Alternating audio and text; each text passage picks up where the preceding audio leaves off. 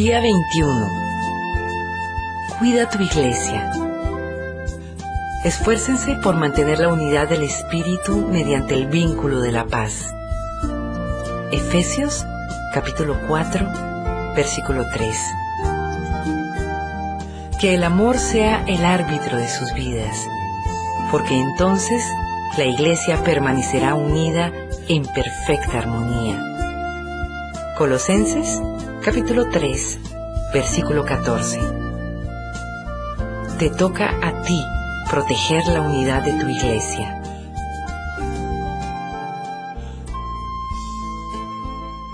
Te toca a ti proteger la unidad de tu iglesia. La unidad de la iglesia es tan importante que el Nuevo Testamento presta más atención a ella que al cielo o al infierno. Dios desea intensamente que experimentemos la unidad y armonía unos con otros. La unidad es el alma de la comunión. Destrúyela y arrancarás el corazón del cuerpo de Cristo. Es la esencia, el núcleo de cómo Dios quiere que experimentemos juntos la vida en su iglesia. Nuestro modelo supremo para la unidad es la Trinidad. Padre, Hijo y Espíritu Santo están completamente unificados como uno. Dios mismo es el ejemplo supremo del amor sacrificado, de la humilde consideración hacia los demás y de la armonía perfecta. Al igual que todo padre, nuestro Padre Celestial se regocija viendo cómo sus hijos se llevan bien entre sí. En los momentos finales antes de su arresto, Jesús oró apasionadamente por nuestra unidad. Esto era lo que predominaba en su mente durante esas horas de agonía, lo cual demuestra cuán importante es este asunto. Nada en la tierra es más valioso para Dios que su iglesia. Él pagó el precio más alto por ella y quiere que la protejamos, sobre todo del daño devastador que causan la división, el conflicto y la falta de armonía. Si formas parte de la familia de Dios, es tu responsabilidad proteger la unidad donde te congregas en comunión. Jesucristo te encomendó a hacer todo lo que esté a tu alcance para conservar la unidad, proteger la comunión, promover la armonía en la familia de su iglesia y entre todos los creyentes. La Biblia indica: esfuércense por mantener la unidad del Espíritu en el vínculo de la paz. ¿Cómo podemos hacerlo? La palabra de Dios nos da consejos prácticos. Enfoquémonos en lo que tenemos en común, no en las diferencias. Pablo nos dice: esforcémonos en promover todo lo que conduzca a la paz y a la mutua edificación. Como creyentes compartimos un Señor, un cuerpo, un propósito, un Padre, un Espíritu, una esperanza, una fe, un bautismo y un amor. Compartimos la misma salvación, la misma vida y el mismo futuro, factores mucho más relevantes que cualquier diferencia que pudiéramos enumerar. Estos son los asuntos en los que debemos enfocarnos, no en nuestras diferencias personales. Debemos recordar que fue Dios quien los escogió para darnos personalidades, trasfondos, razas y preferencias diferentes, de modo que podamos valorar y disfrutar esas diferencias, no meramente tolerarlas. Dios quiere unidad, no uniformidad, y por causa de la unidad nunca debemos permitir que las diferencias nos dividan. Debemos permanecer concentrados en lo que más importa: aprender a amarnos como Cristo nos amó y cumplir los 5 propósitos de Dios para cada uno de nosotros y para su iglesia. Por lo general, el conflicto es una señal de que estamos concentrándonos en asuntos menos importantes, lo que la Biblia llama discusiones necias. La división siempre surge cuando dirigimos la mirada hacia las personalidades, las preferencias, las interpretaciones, los estilos o los métodos. Pero si nos concentramos en amarnos y en cumplir los propósitos de Dios, el resultado es la armonía. Pablo rogaba que haya verdadera armonía para que no surjan divisiones en la iglesia. Les suplico que tengan la misma mente, que estén unidos en un mismo pensamiento y en un mismo propósito.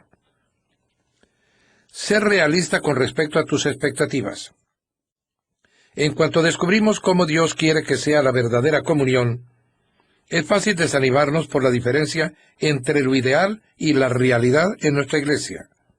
Sin embargo, debemos amar a la iglesia con pasión pese a sus imperfecciones.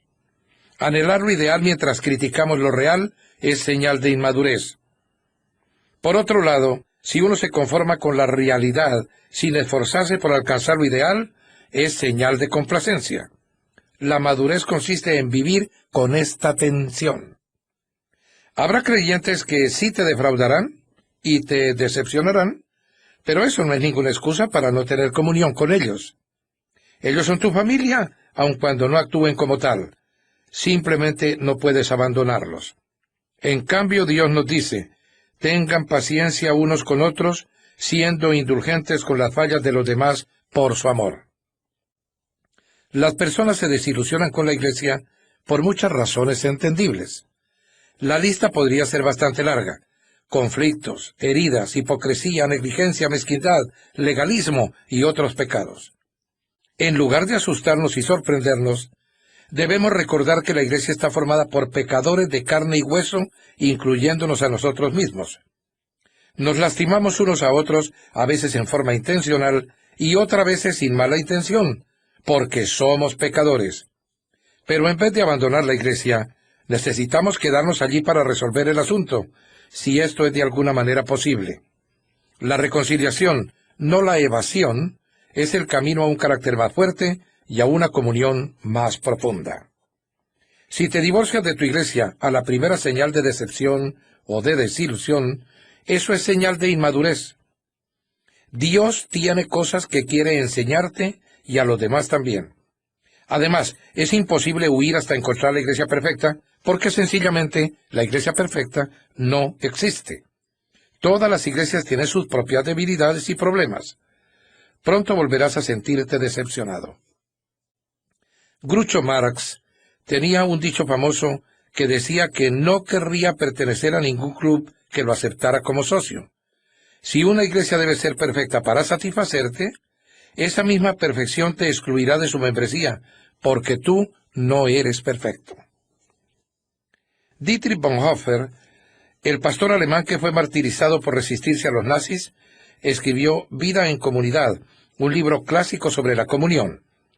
En su obra sugiere que la desilusión con nuestra iglesia local es algo bueno, porque destruye nuestras falsas expectativas sobre la perfección.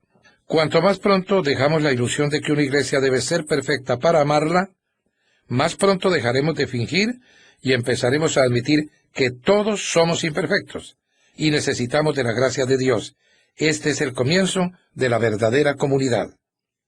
Todas las iglesias podrían poner un letrero que diga: no es necesario que se presente ninguna persona perfecta.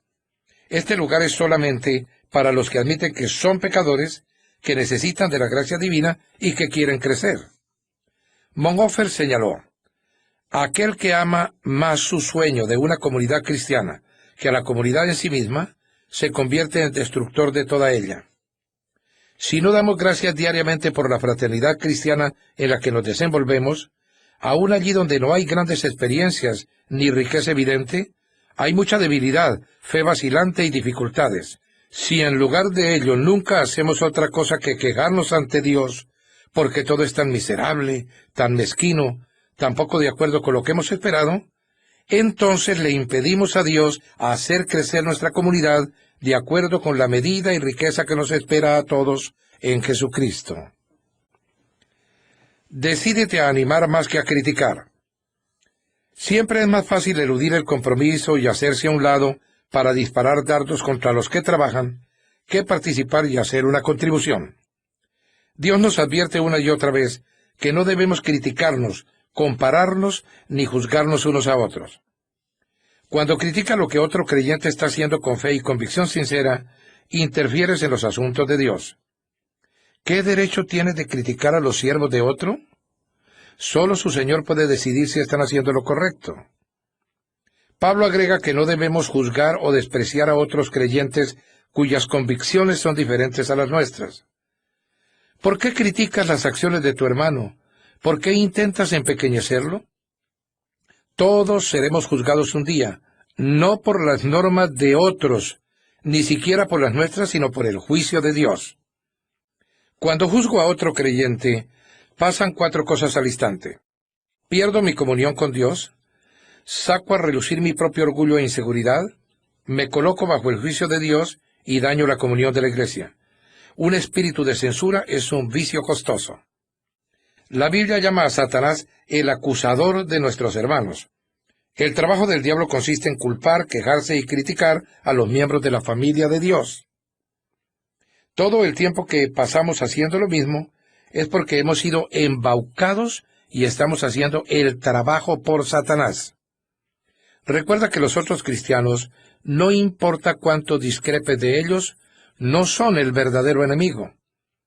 Todo el tiempo que pasamos comparando o criticando a los otros hermanos debería ser utilizado para construir la unidad de nuestra comunidad. La Biblia dice, pongámonos de acuerdo en usar toda nuestra energía para llevarnos bien entre nosotros. Ayuden a los demás con palabras alentadoras, no los derrumben con la crítica. Niégate a escuchar chismes. Chismear es divulgar una información cuando uno no es parte del problema ni de la solución. Tú sabes que chismear está mal, pero tampoco debes escucharlo si es que quieres proteger tu iglesia. Escuchar los chismes es como aceptar algo robado y te convierte también en culpable del delito. Cuando alguien empiece a contarte un chisme, ten el valor de decirle, hágame el favor de parar, no necesito saber eso. ¿Ha hablado usted directamente con esa persona? Las personas que te cuentan chismes también rumorean acerca de ti. No puedes confiar en ellas. Si prestas atención a los chismes, Dios te llama alborotador. Los alborotadores escuchan a los alborotadores. Estos son los que dividen las iglesias pensando solo en ellos mismos. Es triste que en el rebaño de Dios, las heridas más grandes generalmente vienen de las otras ovejas y no de los lobos. Pablo advirtió acerca de los cristianos caníbales, que se devoran unos a otros y destruyen la comunión. La Biblia dice que esta clase de alborotadores debe ser evitada, porque el chismoso revela los secretos. Por lo tanto, no te asocies con el charlatán. La manera más rápida de terminar con un conflicto en una iglesia o en un grupo pequeño es enfrentar a los que están difundiendo rumores e insistir en que no lo hagan más. Salomón señaló, sin combustible se apaga el fuego y las tensiones desaparecen cuando se acaban los chismes. Practica el método de Dios para solucionar conflictos. Además de los principios mencionados en el último capítulo, Jesús le dio a la iglesia un proceso de 3 pasos sencillos. Si tu hermano peca contra ti, ve a solas con él y hazle ver su falta. Si te hace caso, has ganado a tu hermano. Pero si no, lleva contigo a 1 o 2 más, para que todo asunto se resuelva mediante el testimonio de 2 o 3 testigos. Si se niega a hacerles caso a ellos, díselo a la iglesia. Durante los conflictos, serás tentado a quejarte con un tercero en lugar de hablar con valentía la verdad y amor con la persona con quien te disgustaste. Esto hace que el asunto se torne peor. En vez de eso, deberías ir directamente con la persona involucrada. El enfrentamiento en privado siempre es el primer paso y debes darlo tan pronto como te sea posible. Si entre los dos no son capaces de resolver las cosas, el paso siguiente es pedir la ayuda de 1 o 2 testigos para confirmar el problema e intentar restablecer la relación. ¿Qué deberíamos hacer si la persona persiste en su obstinación? Jesús dice que debemos plantearle el problema a la iglesia. Si la persona todavía se niega a escuchar después de eso, debemos tratarla como a un incrédulo. Apoya a tu pastor y a los líderes. No hay líderes perfectos, pero Dios les da la responsabilidad y la autoridad para mantener la unidad de la iglesia. Pero cuando hay conflictos interpersonales que resolver, eso es un trabajo ingrato. A menudo los pastores tienen la desagradable tarea de actuar como mediadores entre miembros heridos que tienen conflictos o que son inmaduros. También tienen la tarea imposible de intentar que todos estén contentos, algo que ni siquiera Jesús pudo lograr. La Biblia es clara con respecto a la manera en que hemos de relacionarnos con los que nos sirven. Respondan a sus líderes pastorales, escuchen su consejo, Ellos están alertas a la condición de sus vidas y obras bajo la supervisión estricta de Dios. Contribuyan al gozo de su liderazgo. Un día los pastores estarán delante de Dios y rendirán cuenta de cuán bien velaron por ti. Ellos cuidan de ustedes como quienes tienen que rendir cuentas. Pero tú también eres responsable. Tú también tendrás que rendir cuentas a Dios de cuán bien los seguiste a ellos.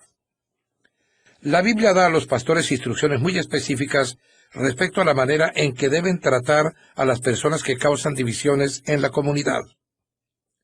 Ellos deben evitar las discusiones, enseñar con delicadeza a los que se oponen mientras oran para que cambien, advertir a los contenciosos, rogar porque haya armonía y unidad, reprender a los que son irrespetuosos con los líderes y destituir a los que causan divisiones en la iglesia si hacen caso omiso de 2 amonestaciones.